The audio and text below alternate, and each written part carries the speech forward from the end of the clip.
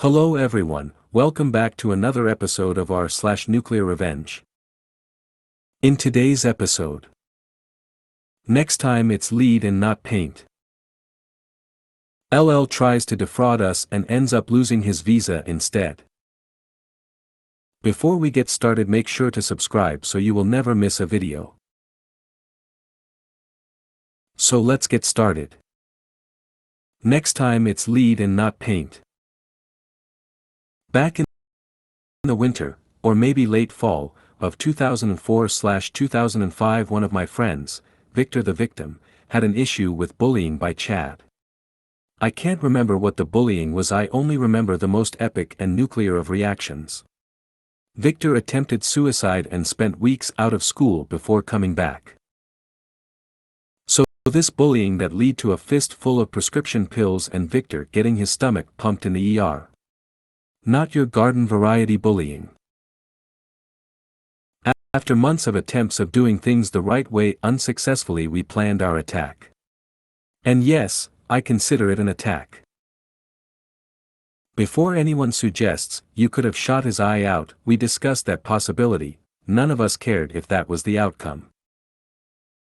Quite simply, we waited until Victor was documented to be at work late one night. Our posse, 4 of us, gathered up a bunch of paintball guns and equipment, forest camo/dark clothes, and jumped the bully in his driveway when he was getting home. We unloaded on him with paintballs, not giving two shits about whether or not we shot his eyes out. By the end, he was rolling around covering his face while getting repeatedly shot point blank. We left a note on under his windshield wipers. Next time will be lead. Leave Victor alone. Or you're dead. We also took a bunch of tire irons to his car and smashed the hell out of it. Good thing we were wearing full masks because of the little bits of glass flying everywhere. CSI being a thing and all, we used a new pack of note cards sealed in plastic, gloves, and deliberate evil-looking handwriting that was less handwriting and more drawings with red ink. When he finally showed up at school, he looked like had been sent through a meat grinder.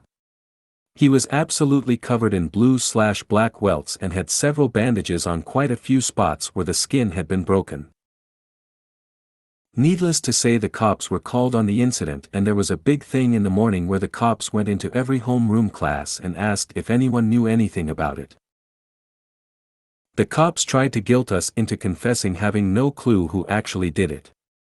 They brought up sh*t like he could have lost his vision if his eyes had gotten hit, the issue that he may get permanent scars. They eventually showed pictures in the ER of his blood mixing with paintball paint from the welts being so numerous they were on top of each other.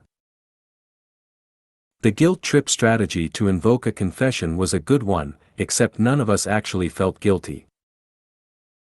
Being the smartass we were, we pointed the finger at Victor and one other friend who we knew had an alibi, work. He was jumpy and never the same. I straight up think we gave him fairly moderate PTSD from the attack. Like we seriously psychologically damaged him. After a few months he'd moved and didn't tell anyone where.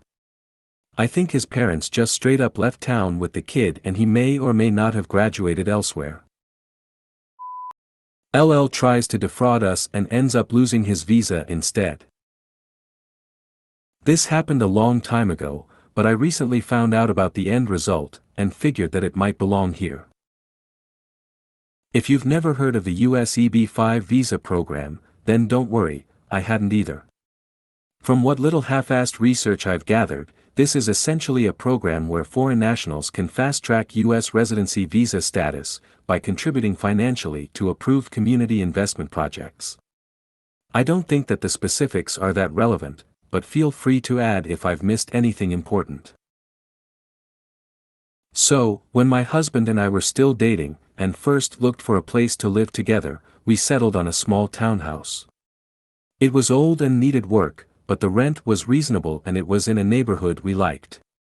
The landlord had recently purchased the property, but didn't live there, and wanted renters to help pay for the mortgage, I assume. We found the house on a realty website. It had been sold less than a month before we moved in, and still had photographs posted by the seller. This will be important later. We liked the place, applied and got accepted. We moved in, and lived happily ever after. The end. No, but seriously, landlord left us alone. We lived there for a few years, paid rent on time, never had issues.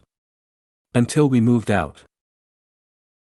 We had to pay nearly $5,000 in refundable security deposits, and when we moved out, our landlord repaid half.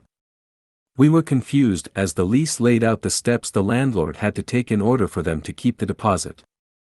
Central to that requirement, landlord had 45 days to provide us with an itemized list of damages we caused, as well as the cost to fix each thing. 45 days came and went, and no itemized list. So we contacted them and asked for the list.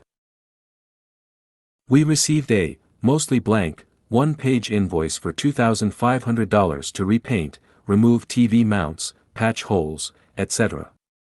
It wasn't itemized and there were no individual charges. So we asked for pictures of the alleged damages. Landlord immediately got hostile and refused. So we filed suit. Landlord hired an attorney to represent him, and the attorney submitted an itemized list as well as pictures. We printed date-stamped copies of the photos posted by the previous realtor. The same photos submitted by landlord's clueless lawyer. The clerk overseeing the matter found in our favor immediately. Because landlord had lied about the photographic evidence, landlord was also found to be in breach of contract and was assessed treble damages plus interest, penalties and court costs. Yay for us. But he didn't pay, so we submitted to a collection agency. I don't really understand the particulars. We eventually recovered most of the final judgment, so we were happy and left it at that. Until, unbeknownst to us, landlord was an EB-5 applicant. Apparently, the breach of contract, collection and shenanigans surrounding the dishonesty regarding the lawsuit, made it back to whomever was reviewing their visa application.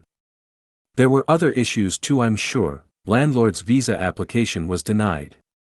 He ended up having to cash out of his US investments, and won't be eligible for this visa again. The final outcome was an unintended consequence, but I kind of feel like he got what he deserved. If you made it to the end of the video, thanks for watching. Don't forget to like, subscribe and share, and we will see you in the next video.